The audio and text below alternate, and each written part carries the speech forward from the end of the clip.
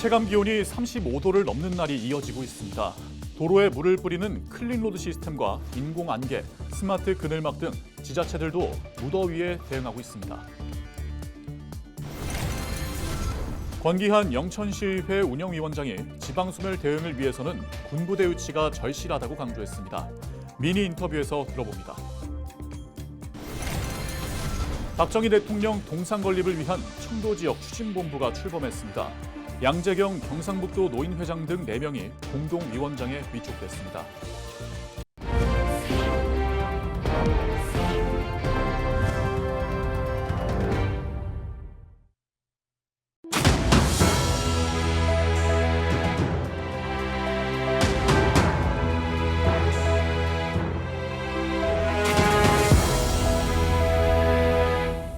시청자 여러분 안녕하십니까? 헬로티비 대구 경북 뉴스입니다.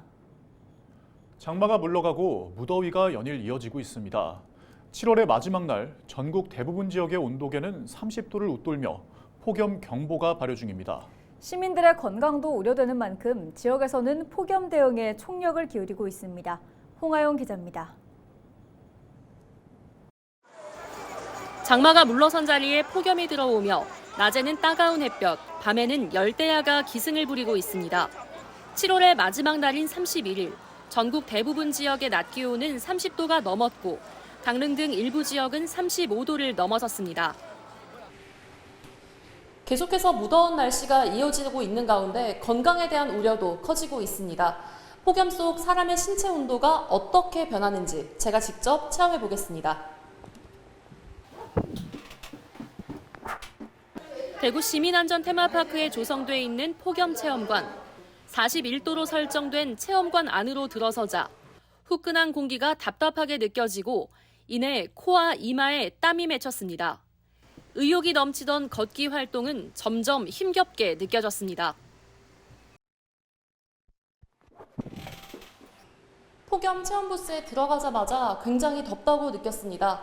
그리고 들어간 지 10분 만에 온몸에서 땀이 나기 시작했습니다.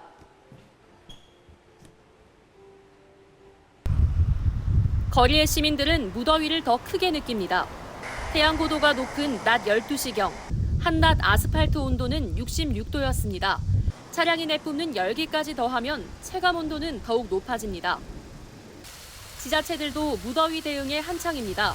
정수 처리한 물로 인공 안개를 분사해 주위 온도를 4도가량 낮춰주는 쿨링포그는 2014년 대구에서 처음 운영한 이후 전국 곳곳에 도입됐습니다. 올해도 사람들이 많이 다니는 도심에서 쉽게 볼 수 있습니다. 가로수가 없지만 사람들이 많이 머무는 곳엔 그늘막이 뜨거운 태양으로부터 지켜줍니다. 특히 지역에서 도입한 스마트 그늘막은 해가 뜬 이후 기온이 일정 온도를 넘어가면 자동으로 펼쳐집니다. 양산을 대여해주는 곳도 있습니다. 과거엔 여성들의 소품으로 여겨졌지만 양산 하나로 체감 온도를 10도나 낮추는 효과가 있다 보니 남녀노소 모두가 이용하는 여름 필수품입니다. 기온이 높은 8월 한 달간 양심 양산 대여소를 운영 중에 있으니 많은 이용 부탁드리며 지금 더위가 계속 지속된다고 하니 시민 여러분 건강 관리에 유의하시길 바랍니다. 지역에서는 아스팔트에 물을 뿌리는 클린로드 시스템을 가동해 뜨거운 아스팔트의 온도를 20도가량 떨어뜨립니다. 일대 온도도 3도 정도 낮아집니다. 경남 창녕에서는 야외 노동자가 많은 논과 밭에 드론을 띄워 폭염 경보 방송을 진행하고 광주에서는 폭염 기간 동안 폐지를 수집하는 어르신이 오후 1시부터 3시까지 행정복지센터에서 무더위를 피해 재활용품 선별 작업을 할 수 있도록 하는 안전 일자리를 제공하고 있습니다. 폭염 기간 주민들의 건강을 지키기 위한 지자체의 시도가 다양해지고 있습니다. 헬로티비 뉴스 홍하영입니다. 각 지역마다 후반기의회 의장단 구성을 마무리하고 본격적인 활동을 시작했습니다. 권기한 영천시 의원이 제9대 영천시의회 후반기 운영위원장으로 선출됐는데요. 권 위원장은 인구 감소와 지방 소멸을 막기 위해 군부대 유치가 절실하다고 강조했는데요. 미니 인터뷰에서 만났습니다.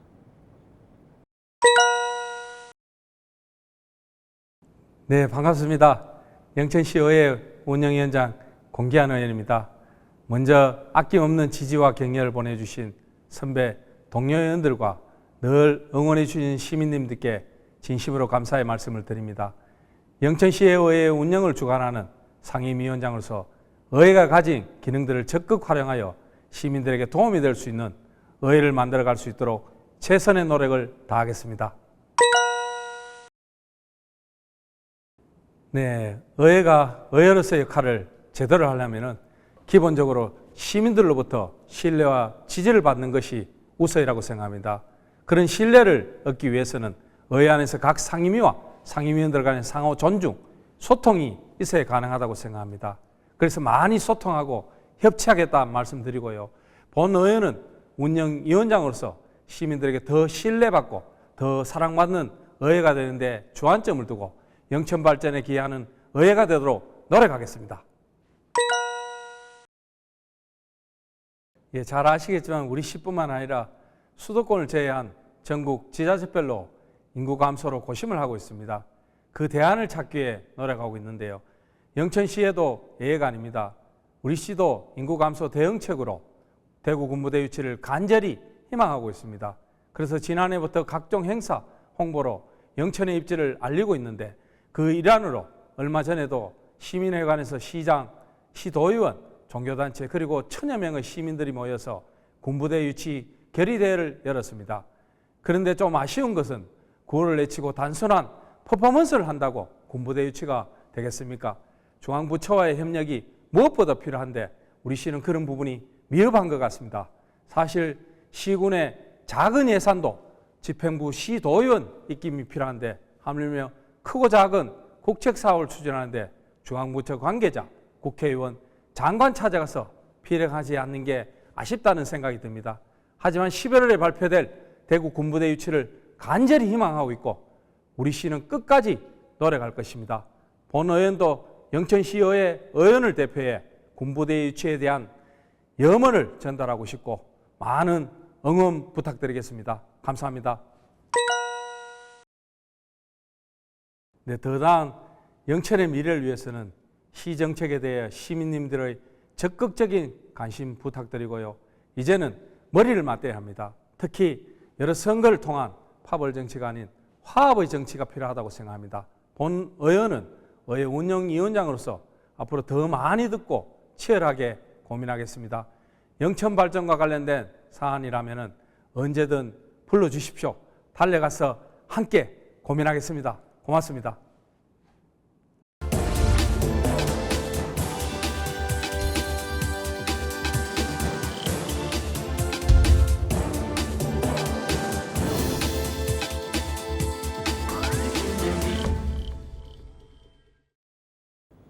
케이블 TV 공동기획 지역회생 프로젝트 지역을 살려라 순서입니다. 강원도 하면 주요 작물로 감자나 고랭지 배추를 떠올리시는 분들 많으시죠? 하지만 최근에는 고랭지 배추 재배 면적은 절반 가까이 줄어든 반면 사과 등 과수 재배 면적이 크게 늘고 있습니다. 강원도가 사과의 새로운 주산지로 부상하면서 지역 농가의 모습도 달라지고 있는데요. 오늘은 기후위기를 새로운 기회로 만들어가고 있는 지역의 농업 현장을 찾아가 봅니다. 정승환 기자와 전소연 기자가 현장 취재했습니다. 영화 엽기적인 그녀 촬영 장소로 유명한 강원도 정선의 세비제 일대입니다. 해발고도 600m 이상에 자리 잡고 있어 고랭지 작물 재배지로도 잘 알려진 곳입니다. 한여름에도 날씨가 선선해 여름철에도 배추 생산이 가능합니다.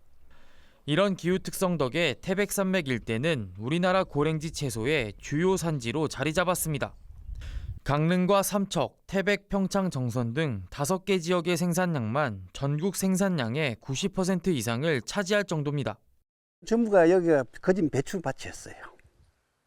하지만 최근 5개 시군의 고랭지 작물 재배 면적은 크게 줄었습니다. 고랭지 배추 재배지는 10년 사이 40%가 줄었습니다. 축구장 3,000개에 달하는 배추밭이 사라진 겁니다. 무 재배 면적도 감소했습니다. 기후변화 영향으로 작황이 안 좋아지면서 농가들이 고랭지 채소 재배를 포기하고 있기 때문입니다.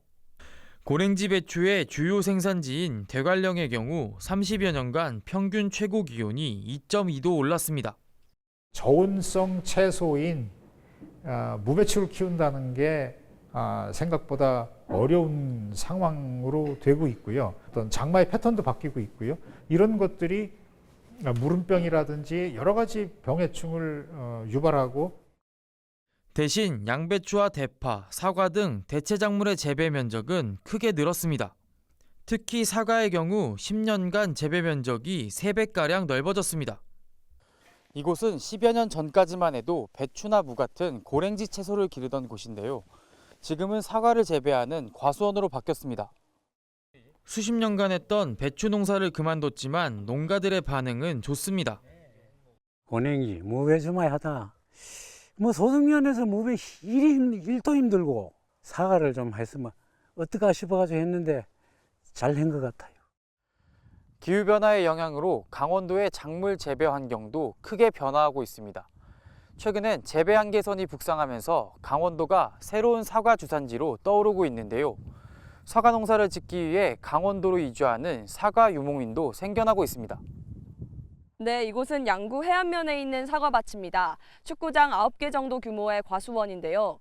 지구온난화로 사과 기르기 적합한 환경이 조성되면서 양구의 대규모 사과 농가가 늘고 있습니다. 사과 재배 경력만 20년이 넘는 베테랑 농부 박현수 씨. 고향인 경북 영천에서 강원도 양구로 과수원을 옮긴 지 올해로 5년째를 맞습니다.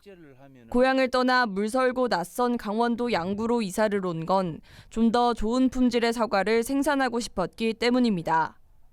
열대야 때문에 이제 사과가 아예 크지도 못하고 이제 멈춰버리니까 그런 것도 있고, 그리고 이제 뭐 각종 뭐 병해충 이런 거에 너무 이제 많이 힘들어 그런 과정을 많이 이제 겪었죠. 박 씨는 경북의 한 대학교에서 사과 전문 농사 기술을 배웠습니다.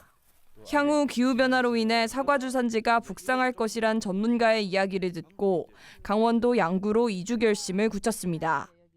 결과는 대성공이었습니다. 경북 지역의 열대야 일수가 계속 늘어난 반면 열대야가 없는 강원도 양구 지역은 큰 일교차로 인해 사과를 키우기 적합한 지역이 된 겁니다. 고객들한테 사과를 택배를 보내고 했는데 그 고객들 반응이 굉장히 좋았어요. 아무래도 밤낮 기온이 차이가 있으면은 사과의 이제 경도가 좋아져요. 펀치볼이라 불리는 양구군 해안면은 기후가 서늘하고 일교차가 큰 분지 지형입니다. 덕분에 양구 사과는 아삭한 식감과 함께 단단한 과육과 달달한 맛을 자랑합니다.